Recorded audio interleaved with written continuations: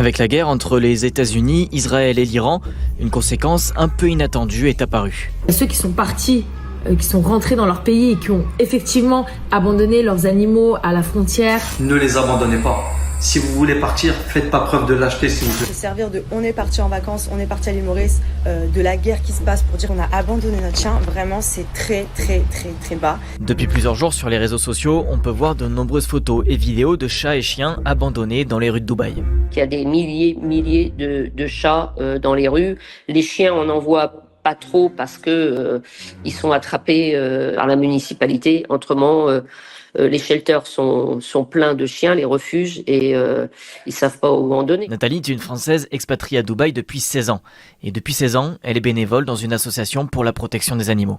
On n'est pas encore au pic des abandons, parce que pour l'instant, on essaye d'évacuer tous les touristes et les gens en transit. Donc, les gens qui ont réussi à partir, alors c'est peut-être certainement par Oman, par la Saoudie ou quelques vols qui partaient, mais on connaît les gens qui vont laisser les animaux. C'est ceux qui vont plus avoir de travail et qui ont eu peur.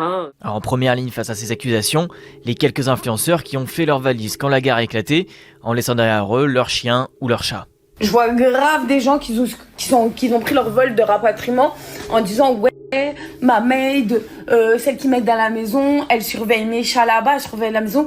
Mais oh, mais quel être humain vous êtes, genre. Des chiens et des chats abandonnés dans la rue ou à la frontière donc, mais aussi des animaux qui ont été confiés aux nannies en attendant que tout ça se calme. Donc on sait que les animaux, quand ils restent avec les nannies, ils sont en sécurité. Moi quand je pars en tournage par exemple, ma nanny reste avec mes animaux et ma fille et ça se passe extrêmement bien. Alors pour les animaux, comme partout dans le monde, il y a une formalité pour faire partir les animaux et les gens le savent pas, c'est pas très clair. Rien que ce matin quand on s'est appelé, Nathalie avait déjà reçu plus de 50 messages de personnes à la recherche de renseignements exacts pour pouvoir voyager avec leurs animaux. Il faut juste la vaccination et la microchip, sauf qu'il y a plein de gens qui n'avaient pas fait ça sur leurs animaux et que maintenant il faut le faire et au moment où il y a le vaccin de la rage, il faut attendre 30 jours. Et puis, il y a plein de gens qui n'ont pas mis d'argent de côté pour leurs animaux. Ça coûte quand même 500 € pour faire partir par une compagnie aérienne en soute, parce qu'il y a très peu de compagnies qui prennent en cabine. Mais les gens,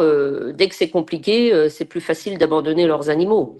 Alors mercredi 11 mars, pour faciliter le rapatriement, le ministère de la Culture a annoncé qu'un dispositif dérogatoire allait être mis en place pour permettre l'accueil des chiens et des chats qui ne répondraient pas aux conditions européennes d'importation, une mesure qui pourrait grandement faciliter les démarches. Les propriétaires auront en revanche l'obligation de se rapprocher d'un vétérinaire une fois qu'ils sont arrivés en France. Mady Boursiaga abandonne son chien à cause de la guerre au Moyen-Orient. Depuis le samedi 28 février, le Moyen-Orient est au cœur de la guerre entre les États-Unis, Israël et l'Iran. Et alors après les influenceurs qui ont demandé leur rapatriement d'urgence en France, on a le droit à Mady Boursiaga qui annonce qu'elle part à l'île Maurice avec Benjamin Sama et son fils pour fuir la guerre, mais surtout qu'elle laisse son chien et sa nanny à Dubaï. Et alors pourquoi elle peut pas prendre son chien avec elle à l'île Maurice? C'est parce qu'apparemment il y a trop de paperasse administrative pour l'emmener. Ça a fait un gros tollé sur les réseaux sociaux parce que les internautes trouvent ça égoïste mais surtout honteux que Mady laisse derrière elle son chien et sa nanny à Dubaï pendant qu'elle va aller tranquillement à l'île Maurice pour fuir la guerre. Même la Ligue des animaux a répondu à l'influenceuse en écrivant sur leurs réseaux sociaux: un chien, lui, ne quitterait jamais son humain pour sauver sa peau, les chiens sont prêts à traverser une guerre pour rester avec leurs humains, c'est toute la différence entre la loyauté et le confort. Alors Mady n'est pas la seule à avoir laissé son chien derrière elle, Manon Tanti ou encore Sarah Lopez sont elles aussi parties de Dubaï pour fuir la guerre et aller ailleurs tout en laissant leurs animaux derrière elles. Et d'ailleurs, d'après une association de protection des animaux basée à Dubaï, le nombre d'abandons de chiens ou encore de chats se sont multipliés depuis le début de la guerre. Certains propriétaires demandent à des vétérinaires d'euthanasier leurs animaux parce que c'est encore une fois trop compliqué au niveau administratif de pouvoir les emmener ailleurs, ou encore si on va à la frontière des Émirats Arabes Unis, on peut voir des chiens attachés à des poubelles ou encore des chats jetés dans des cartons. Alors pour revenir à Mady, elle a réagi sur ses réseaux sociaux à toute cette polémique en postant une vidéo de son chien qui a l'air en pleine forme et qui est bien entouré. En tout cas, il est toujours bon de rappeler que quand vous voulez prendre un animal, il faut bien réfléchir parce que ça demande de grosses responsabilités. Et en France, il faut savoir qu'abandonner son animal est passible de 3 ans de prison et 45 000 € d'amende.